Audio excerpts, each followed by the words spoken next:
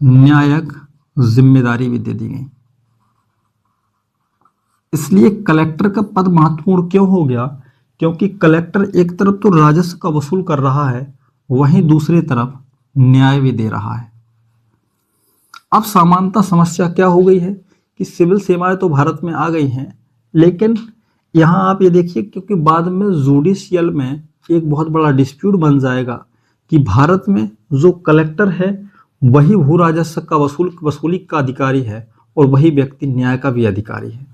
जब एक ही व्यक्ति राजस्व वसूल करने का भी अधिकार रखेगा और वही व्यक्ति न्याय करेगा, तो क्या न्याय की प्रक्रिया भारत में स्वच्छ हो पाएगी?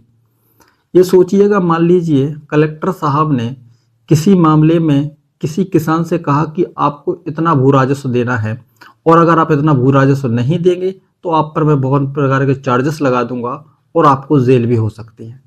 अब उस किसान के पास क्या विकल्प होगा? किसान के पास विकल्प ये होगा कि वो न्यायालय में चला जाए।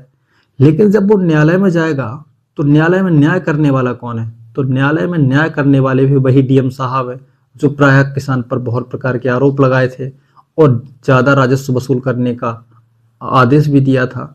जब दोनों ही कार्य कलेक्टर साहब के पास रहेंगे तो क्या न्याय की प्रक्रिया जो स्वच्छ होगी वो हो पाएगी? तो आंसर मिलता है कि वो प्रक्रिया स्वच्छ नहीं हो पाएगी। इसलिए बाद में एक गवर्नर जनरल आएगा, Warren Hastings, sorry Lord Cornwallis DM के राजस्व वसूलने और न्यायिक जिम्मेदारी को अलग अलग कर देगा और वो कलेक्टर के पद को ओनली फॉर राजस्व वसूली तक ही सीमित रखेगा। लेकिन ये टॉपिक किसका है? ये हम न्याय व्यवस्था में पढ़ेंगे। इसमें हम पढ़ रहे हैं भारत में धीरे धीरे सिविल सेवाओं का विकास।